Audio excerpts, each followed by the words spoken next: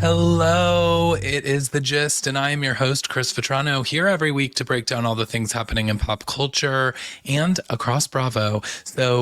This week, we don't have a ton of shows to actually cover, but we do have a couple of hot topics, so let's start there.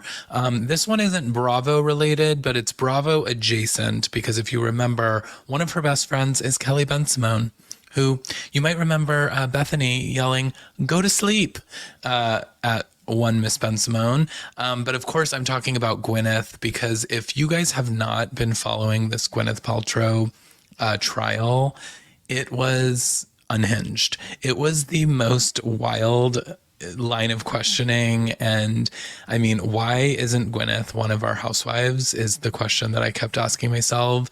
As you know, they were asking her about the impact of this whole of this whole kind of incident that had happened between her and the guy that crashed on the ski slopes, and her response is, "Well, I did lose a half day of skiing."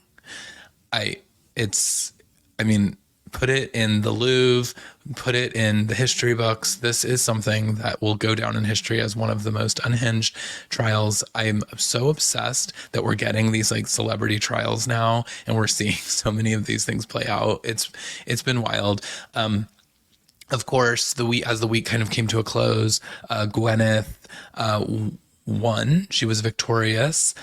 She, of course, countersued in this case for $1, because all she wanted to do was make sure that she came out with the truth. She wasn't looking for anything, so she was awarded her $1.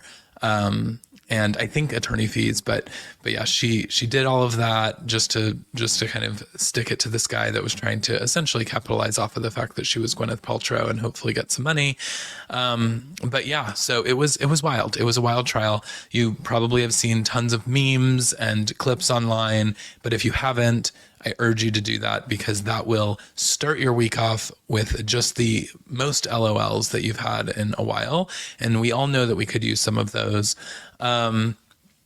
But other hot topics happening in the Bravo space. So Jen Shah, who we know is currently serving time in prison, her sentence, it was released in some paperwork of her release date, and it looks as though her sentence has been reduced by 1 year.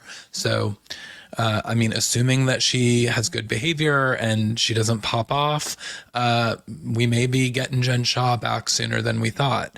And then other news, Eva Marcille, formerly of our Real Housewives of Atlanta, and her husband, Michael Sterling, filed for divorce. So Eva clearly filed for divorce. It came out in the news, and then Michael released a statement that he was unwilling to get divorced and that he was going to fight for Eva. So I think we're still waiting to see kind of what happens there, but Eva is not currently on Atlanta, so we're not going to see this play out, though we will probably see it play out in news stories. So hope that whatever it is for them, they either work it out or move on into a more healthy space. And then other legal news, a lot of legal stuff I'm realizing. Other legal news is that the long-awaited hearing for Raquel and Sheena's restraining order finally happened, or sort of happened. As we know, Raquel claims that she tried to drop the restraining order. She didn't actually do that. She tried to drop it the day after the reunion filmed, which, fuck her, honestly, because we wanted Sheena and her to come face to face, and she didn't give us that in that reunion. They had to separate those two in order to be compliant with that restraining order, and that was some bullshit. And so Sheena and her lawyers showed up for that hearing to tell their side of the story and prove that all of this was a PR stunt, that Raquel was not punched, that she did not get a black eye from Sheena. And Raquel didn't show up. So Sheena never got to say her piece. She wasted everyone's time. She showed up. She looked great in her suit. She was using legal jargon with TMZ as she was exiting the building. But yeah, she did not show up. So the judge dismissed the case. And The restraining order is no more. And then later we found out why Raquel didn't show up was because she was having a little sleepover with Tom Sandoval at Tom and Ariana's house. So continues to rub salt into that wound. Sounds like those two are making a go of it. We do know that they went and had dinner after the reunion filmed at the restaurant where Tom and Ariana celebrated their anniversary. So, you know, they're just continuing to win brownie points with people. So it doesn't seem like they're too concerned with how people are feeling about them. But so those garbage humans continue to exist. And what else? Oh, and then so this week we also got. So we're still waiting on the Real Housewives of OC. Orange County trailer to drop, and even Tamra is like, where's our trailer? Like, we're all ready to see the return of Tamra Judge on our screens. We're not getting that yet, but I have a feeling that I was looking at some of the timelines of when some of the other shows will be wrapping and ending, and I actually think that we are probably about 2 weeks out from seeing the OC trailer. And then because I'm assuming that it's going to probably air end of May, early June is just my hunch. So if that's the case, the trailer should probably be dropping in a couple of weeks. And the reason that I come up with that is because May 7th, Real Housewives of Atlanta is back, and we just got the trailer this week. And, you know, it's all the same ladies from last week. We didn't get any newbies join as full-time characters, but it looks great. Well, first of all, just the cast photo. If you guys remember, they were really unhappy with the cast photo last year. And so the ladies band together and hired their own photographer and set up and did all of their own photos because they were like, screw this, Bravo's not putting in the money for us to have these great photos. So we're just going to do our own photo shoot, and we're going to have our own promotions on our socials and our platforms for our series. Clearly Bravo got that message. They've also probably been looking at how Peacock is showing up with Real Housewives of Miami looks, and that Ultimate Girls Trip cast photo was incredible. So I think that Bravo's like turning up the heat. But yeah, the Atlanta photo, if you haven't seen it, it's giving everything. It's like giving Donna Summer. It's giving disco vibes. I'm obsessed with it. But also obsessed with that trailer because the season looks good. Candy is popping off. I kept, you know, sometimes Candy gets a little sleepy, and I have a feeling that producers sort of poked her because there was so much talk of whether or not Phaedra was going to come back. And I feel like, you know, Candy has given an ultimatum to the producers that she will not film with Phaedra. And so I feel like there were conversations had where they were like, well, then you better step up, because if we're not going to bring her back because of you, you've got to deliver, because boy, does she ever. She's delivering. Marlo's getting her man, or maybe men's. I don't know. We don't know yet, but we will find out. We obviously find out that, or we know that Drew has filed for divorce, and the cameras actually had to pick back up in order to get that reaction. But we saw a little bit of that in the trailer. It sounds like that there was some problems that they probably already were filming throughout the season. So we're gonna see how all of that plays out. But yeah, it's, you know, we got Sheree, we got Kenya. I was loving what I was seeing. It was also a really long trailer, I felt. So I guess that means that we have a lot of story to tell. So I'm excited. May 7th, that's premiering. And then also last week, we got a Summer House Martha's Vineyard trailer. So we're getting a spinoff to Summer House, all black cast, in Martha's Vineyard. And also sometimes I don't like when they did the Southern Charm spinoff, I didn't love that. I don't know. It's like, could we not just come up with another name and rebrand this as something else? Bravo always wants to get its franchise on, and it's like, sometimes something can be a standalone, and I don't know that we need it to be called Summer House Martha's Vineyard. Maybe we just call it Martha's Vineyard, or we call it something else. That's probably, I need more time to marinate on what that could be. But But what I will say is that that trailer looked great too, and it actually looks like it has some meaty stuff. So I'm going to be watching. It's going to be on after the premiere of Real Housewives of Atlanta. So this is our new Sunday night lineup. We're getting Real Housewives of Atlanta and then Summer House, Martha's Vineyard, and that cast. The thing I liked about the cast too is that what they aren't starting them with like a lot of young kids, and I'm wondering if that's because Summer House itself, as we've been talking about here, and this will be a good segue into Summer House, but is that like they started young, now they're all like getting married and they're becoming adults and they're owning their own businesses. And it's like that the cast has sort of lost their way. And so this cast seems like they're a little bit older. There's already a married couple, it seems. They seem more established and more mature, but they're still down to party and have a great time. And so I thought that it looked really good, and I think that's probably a smart move. So, Summer House, Martha's Vineyard, and Real Housewives of Atlanta both premiere May 7th. We'll be chatting about it here. But I guess we'll just move right into this week's episodes, starting with Summer House. We got a lot of like little clips of everyone working together. We got a glimpse of Craig from Southern Charm. He and Paige together.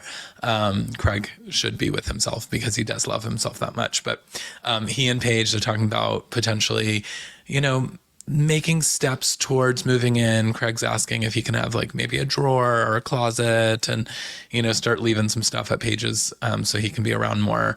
And I like these two together. I think that they could go the distance. But it was kind of just a quick Craig cameo. He didn't go to the Hamptons with her.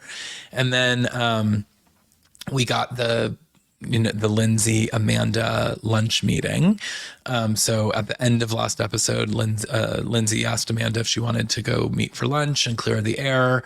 And I think it went well. They ultimately, found some common ground, but I'm not sure if it actually felt resolved. It seemed like they both said the same things of like, well, we should be having fun and we should be friends because our men are our best friends, and so it should be like our summer. But I don't know if these girls really actually truly like each other. So I thought that it was like, I don't know where we're landing with that. I think time will tell, but I'm guessing that this isn't resolved, but at least the lunch didn't pop off. As people are headed to the house, we found out that Robert is in the house. So Danielle's boyfriend and chef to all of these people, apparently. He came basically just to cook dinner for everyone. But right away, even in the car ride up there, you could just sense an energy. Robert seemed disconnected. They didn't feel like the way that they had in previous seasons. And as we know, they have since the show has stopped filming, they have actually broken up. So I think we're seeing some of the maybe reason why. There's definitely a divide, which then we later see in the show.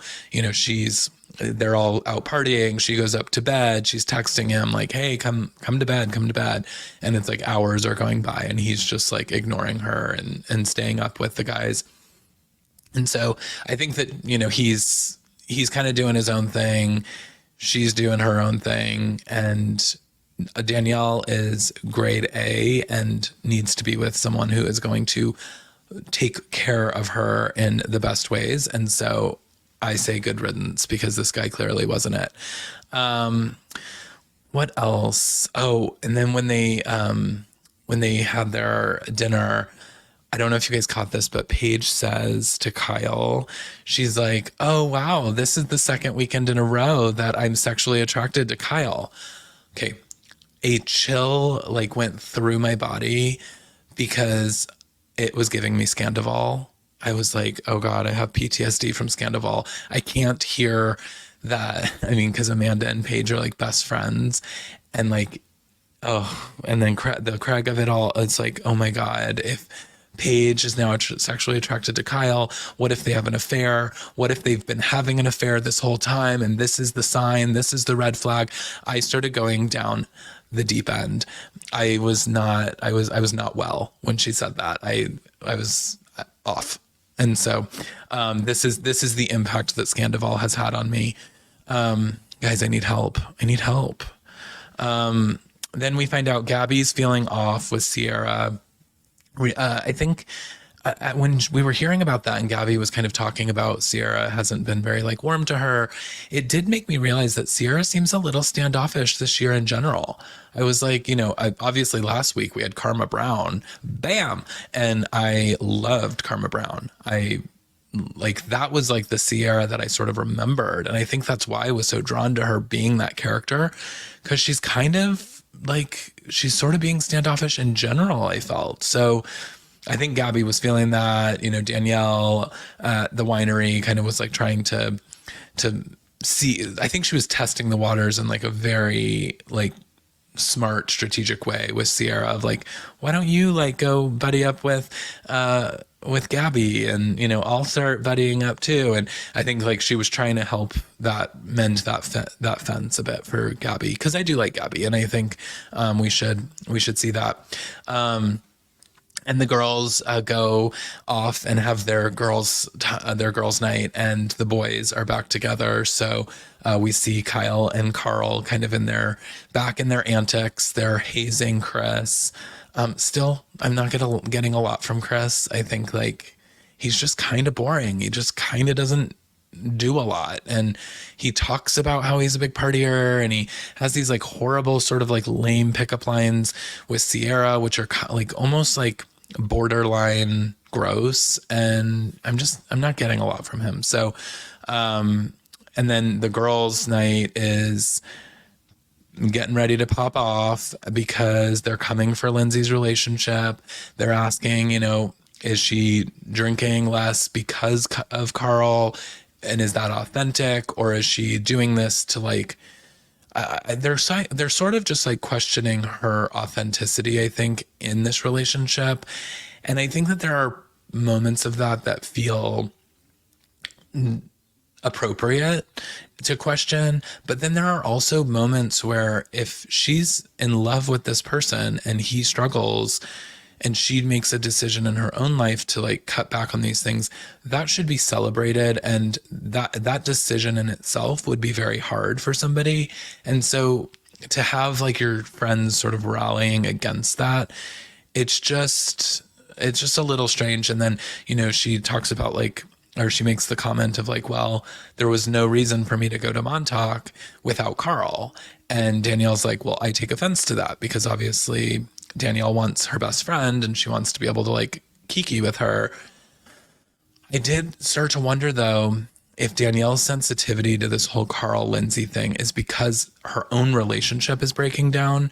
And so to see her best friend in something that she's so head over heels in love and, maybe becoming a little codependent, but who isn't, especially in the beginning of a relationship. And I don't know, I'm wondering if that's where her sensitivity is coming from with all of this, because I do understand you don't want to lose your friend. And I think that there's an element that I like can empathize with Danielle, but then to be so sensitive about it, I am wondering if that's just because she's feeling like such a divide within her own relationship. So that's where that episode ends. We're going to pick that back up next week. So that's Summer House. We then, of course, we had Jersey, and it's the pizza gate is where this sort of all happens. It opens with a lot of like the continuation. Danielle left the party last week because everyone was talking about like what was the real reason between her brother and her's rift. So we open with kind of everyone the next morning talking about it individually. Then they all come over to Rachel's for a barbecue or whatever kind of party that was. And because in true Housewives fashion, it's just like there's a dinner, then there's a party the next day, then there's another dinner, and it's a lot of event to event to event. But everyone's there. again, Danielle gets activated, but she leaves. And we need Danielle to not leave. We need her to flip that table and show us her, true star here, because she can't run every time that people bring up this situation. And, it does seem odd. This brother situation does seem odd. But, I just need Jackie to back the F off, because I don't know why Jackie is. I mean, Danielle needs to get the shirt, get off my jock. She needs to have her Bethany moment, because Jackie is just like so obsessed. And it's like, why? Why are you so obsessed with the relationship between her and her brother? Why are you so obsessed with what she's wearing? Why are you so obsessed with the way that she talks? Why are you obsessed with where she's from? She just has such an issue with her. And yeah, I'll just go there. The mid-season trailer ended. We got the, like, rather than what happens next week, we get the preview of what's to come this season. And also, we're in the mid-season already of this. That concerns me. I just always feel like New Jersey is too short. And like, we're now thriving in Jersey. We have like one of the best casts that we've had in a long time. And we're like making these too short. But maybe once we get rid of Joe and Melissa and we can move on from that storyline, maybe we'll get like a longer season with these like more seasoned women as Danielle and Rachel kind of step up and take over the new class. But anyways, the mid-season trailer, lots to come, but we got to meet the quote new Danielle, and her and Marge going at it. And that was everything. So I'm excited to meet the new Danielle. It looks like finally she's not going to run from the party, and here we go. But okay, back to Pizzagate, because that's really where all of this sort of goes, is that we eventually learn, we finally learn what happened. Because as we'll remember, Teresa met Louis.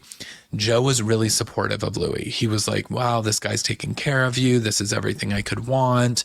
I'm so happy. Louis is so great. And then last season, it's like the season started and he was at odds. He did not like Louis. It was everything just felt really off. So we now know, and producers, I'm gathering that behind the scenes, producers played Teresa and Joe a little bit against each other and saying, the other one's talking about this, so you better respond. Because even Joe was like, I wasn't going to tell him this story, but if she's talking about it, I'm going to tell it.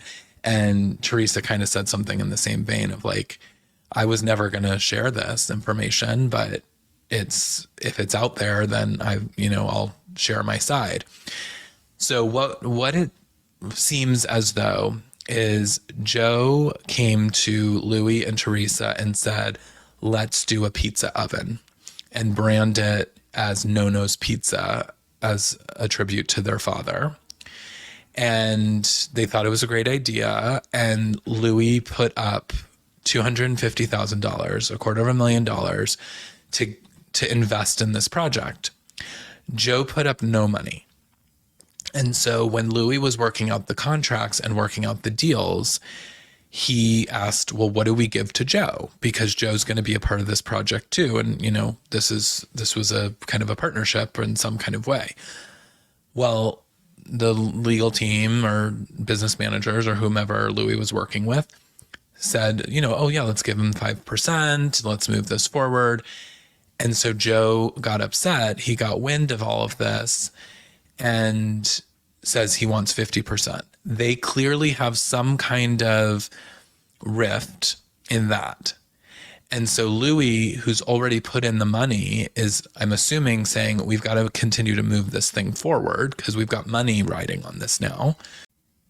So they move forward. And this is where we get like Joe's kind of side of the story, is that he found out that there were boxes being made and that it was being branded as like more of a like it's a picture of Teresa with the pizza oven, and that he then feels slighted. So he's calling and saying like, what's going on? Why am I like not a part of this?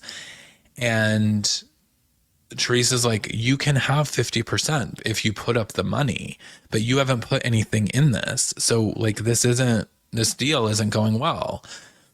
And so all of this to say they both are sharing their sides of the story. We don't really know. And I don't know why ultimately Louis lost the $250,000 because Teresa's talking about that he lost this money. And I'm guessing that what ended up happening is that he and Teresa just had a conversation of like, this is creating bad blood with your brother. It was his idea to do this. Now we're like doing it. He wants out because he wants 50% or nothing. So maybe we just walk away from this idea and then like we put it at rest, because that's the only reason I could see him really losing the money if he had put up all of this money. But when Joe, one thing that rubbed me wrong is when Joe was telling his side of the story, he said, quote, "I never want to bury my sister." And I was like, dude, like, then don't, because it seems like that's all he wants to do is bury his sister. So anyways, and then the other thing is I'm so tired of Melissa's fake tears when they're talking about this with Marge and everyone at the table the next morning, and Joe and Melissa are talking about it. It's like they're cut to Melissa and she's like wiping away nothing. She just has a napkin going to her dry eyes and she's like, "Oh, it's so sad." And it's like, "No, Melissa, you're not crying. You aren't sad about this." So I'm so tired of Melissa. It just, everything about Melissa and Joe is just reading really inauthentic, really fake. Nothing feels real for them anymore. And all that they have is to try to bury Teresa, which is why even him saying, "I never want to bury my sister," is like irony at its best. So anyways, that's kind of what happened there. Then we get, at the party. So that was kind of like the we learn all of that. Then we go to the party. And of course they said, Margaret and Danielle have their chat. And everyone's kind of like popping off at Danielle again about this like brother situation. And, the other irony of all of this, and this is where Marge loses me, is she is like, everyone's accusing her of being this person that goes around to dig up information so that she has it in her quote arsenal. And then she, in her confessionals, is like talking to Danielle and being like, "Well, maybe I just call your brother. Maybe I find the real story out from him." And it's like, that's exactly what people are accusing you of doing, Margaret. So you are like revealing your true character. And so that all happens. And then, as I said, that kind of just like goes down the wrong path. Everyone's yelling about it again. Danielle's like, "I'm not talking about this anymore. This is what happened. Why is this a topic of conversation? I'm out." And she leaves the party again. I did think that, one thing, and I think it was, of course, Jackie, because she can't help herself but talk shit about everyone else there. But they're talking about Jennifer and Bill and the problems that they were having. And one thing that I really liked in this episode was Dolores, who has some issues with Jen right now. They are not well. She came to their defense and she was like, "Oh, I haven't heard about those. I don't think that that's it. Like, everyone's got issues." Like, she was just like really coming to their defense, like shutting that down. And, that's why I love Dolores. And by the way, she looked flawless in her confessional this week. Oh, she looks so good. I love her. I want her to be like my Aunt Dolores or my sister or my aunt. I want her in my family. I love her. And then it all kind of starts happening. Louis pulls Melissa aside to talk to her about all of this because Teresa's like, "I'm tired of the drama. I'm tired about like Melissa talking to everyone else about me not inviting her mother. If my brother had called me and said, invite them to the wedding, I would have. And let's just like squash this. We're about to get married. This should be the happiest time of my life."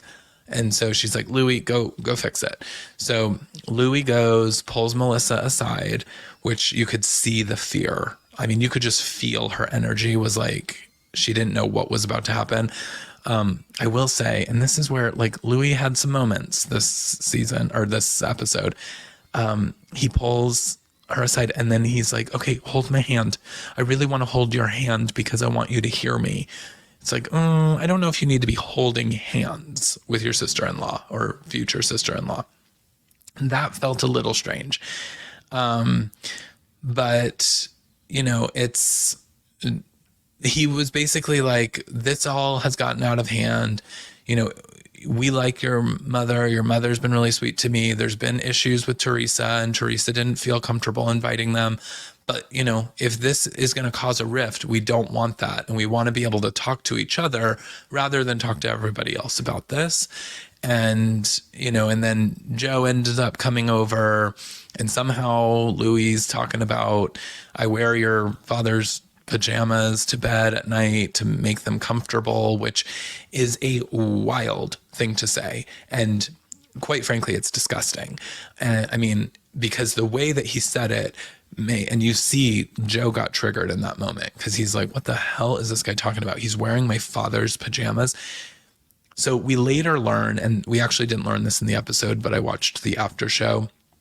Teresa explained that, and Dolores backed it up, that there was a lot of clothes that her father had that were never worn, that they just were sitting, like had tags on them, things that she had bought for her father that he never wore. And, you know, Teresa has donated most of those clothes, but apparently there was a pair of pajamas that she just gave to Louis. But it's not like Nono had been wearing these pajamas and then Louis has now put his body inside of these pajamas, which is what it sounded like. And it was wild. I mean, it was not, I mean, I don't even know why he needed to say that, because that was very strange, but I can't defend him in that. The hand holding and the father's pajamas, that was where he lost me a bit. But I think that ultimately he had like good intentions of what he was trying to do. He's trying to make peace. But then, you know, Teresa comes over and gets involved, and Teresa's on fire about it because Teresa's our fiery Italian. And, you know, they start just going after each other again. And then finally, you know, Teresa or Joe and Melissa go to leave, and Joe and Louis almost come to blows. And, you know, it's so heated. These two are just like, they won't let anything go and they won't listen to each other. And that, I think, is the biggest problem, is that neither one of them is really listening to the other. And that's where it's like, they both want to be right. They both want to be the star, and it's not working. And it's just very clear that it's not. And I thought, you know, it was really interesting because one of the quotes that Jennifer said in her confessional is, any opportunity that Joe and Melissa have to make Teresa look bad, they double down on it.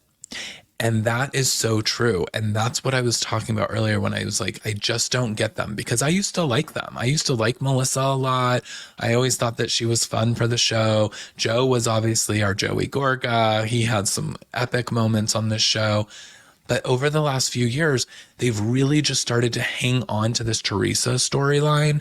And it's like, they're really trying to craft a narrative that just doesn't exist. And then there are these moments where it's like, when somebody is kicking Teresa, they seem to be the ones that are making sure that Teresa can't get back up.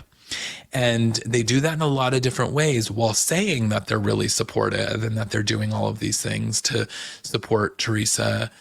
But they don't show that in their actions. And that is becoming more and more visible, especially this season. And I really think, because Teresa had a bit of a hard season, or at least a hard reunion last season, where she didn't come off great. And there was a lot of talk online of like, Teresa can't apologize. She's really toxic. She like won't let things go. She really won't let this Marge stuff go. Which is part of why she went to therapy, because she even said, I didn't like who I was. I didn't like how I looked at that reunion. Like, I saw how angry I was and I needed to do something about that. And now that she is, I think they came in, I think I've said this before, but I think that they came into this season saying, Teresa is down, and this is our opportunity to pile everybody on top of Teresa and Louis and make them look like monsters. And I think that they were hoping that they could get Teresa off the show, and they do not have that power because this is Teresa's show. Without Teresa, Jersey doesn't exist. And maybe Danielle and Rachel are our new cast of characters that could potentially have this like future reign. But nobody on that cast today. I mean, Dolores doesn't exist without a Teresa. I love Dolores. She's an incredible side player, but she is Teresa's best friend, or was, and still is like very close to her. She doesn't play in if there's no Teresa there. Margaret would have very little storyline if Teresa wasn't there. Jen Aiden, who's an incredible housewife and so funny and Looney Tunes, she is on Team Teresa, and we love the two of them together. It's just nobody has anything without Teresa, and certainly Joe and Melissa, who all they ever talk about is Teresa. So when you eliminate that, then what? And so for them to be like saying, we're so supportive and we're so tired of this because we're always the good guys and all of this. And then every single time that she's down, they take it to the next level and they try to like really make her look like a monster. And it's a lot. So that is, that's kind of where we landed with Jersey this week. I am excited to see what's to come for the rest of the season. And then on Vanderpump Rules this week, we have, we don't have a lot on Vanderpump Rules. I felt like it was a bit of a filler episode. It's like, at this point, I'm just like, give us Scandival. We're ready for it. I'm ready to get there. We got, especially the beginning of the episode, it just felt like a lot of filler scenes. There was James's dad. There was the tasting at Schwartz and Sandy's, where Schwartz says that he and Katie hugged it out from their fallout last episode. And he was like, yeah, we had a text exchange and hugged it out. And then it showed the text exchange. It did not seem as though anything was resolved in that. He basically was like, oh, don't be mad. Sometimes you just have to call a truce and walk away or something. And I can't remember what she said, but it was like essentially didn't acknowledge that they were better. But she did come to the tasting. We got some Allie scenes with James. I have to say, he really goes after these dummies. And, no offense to Allie, all the offense to Raquel, but she just is like, I'm not always sure when she's on screen, like if there's anything happening behind the eyes. And I don't know, that seems to be what he goes for, is that kind of girl that just like maybe can't think for herself because he wants to kind of control them or something. She's old, and honestly, she's not for TV. She doesn't deliver anything on my screen. So I feel her a little desperate of like wanting to be a part of the group and, asking James if she can come to all the wedding stuff. And it feels like maybe she's doing that because she knows there's going to be filming, but there's really nothing there. So I'm not interested in her. We have the tea party for Sheena, the surprise that she apparently knew about. James showed up to that tea party lit. He was like already on fire, and then he's having his pumptinis. He gets him and Lisa and Lala having that conversation where he's just like off his fucking rocker. And oh God, when he was watching Tom and Raquel flirt with each other, and they kept panning to him, like standing right there. Just, he is, and it's actually really sad because he's drinking again because of all of this. He sees that Raquel is kind of like taking this place in the group, that he probably thought that when they ended the engagement, Raquel was going to go off into obscurity and not be on the show. And of course, she started sleeping with every character on the show in order for her to stay on it. And so he's now seeing that she's relevant to the storyline, and it's really gotten, I think it's the reason for his return to drinking, and that's really unhealthy to say, but man, James is a nut, and when he's drinking, it is crazy to watch. And then we go to Mexico. So we find out that the girls got a space for their sandwich shop, and they start drinking tequila right out of a bag in the lobby.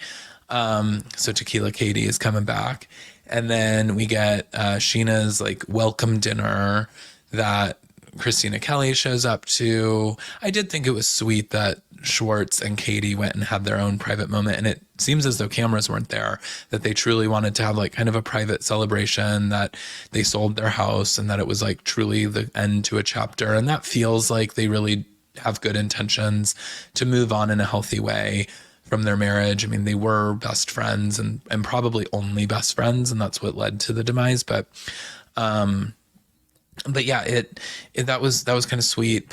And you know, James is popping off at that again, and but oh man, Ariana yelling at him, and you know, her being like, I'm yelling because you need to hear me, and she's like clapping and waving her arms and yelling, and I was like, ooh, I love me a mad Ariana. I cannot wait for the scandal of it all. After this scene, I was like, yes, girl, give it to James. And then Allie is like, yeah, I am starting to realize, like, I don't know who this guy is, and maybe this isn't what I want. And she gets up from the table and leaves. That's where the episode ends. I mean, the irony is, like, at the tea party, James is like, I'm going to propose to her in Mexico, and I want to put babies in her. And meanwhile, she's saying, I don't know if this is the guy I want to be with. So they seem misaligned. I mean, hopefully she's ending things with him, right? I think that, like, that's probably the best, smartest thing for her. But yeah, so that's kind of where we end things. There's more to come from that dinner next week. And again, it was kind of a filler episode, so I'm just ready for the scandal. And I know Sheena is going to be real pissed about that, because this is supposed to be her big moment on the show with her wedding. And we're going to get an arc of Mexico that's all about Sheena.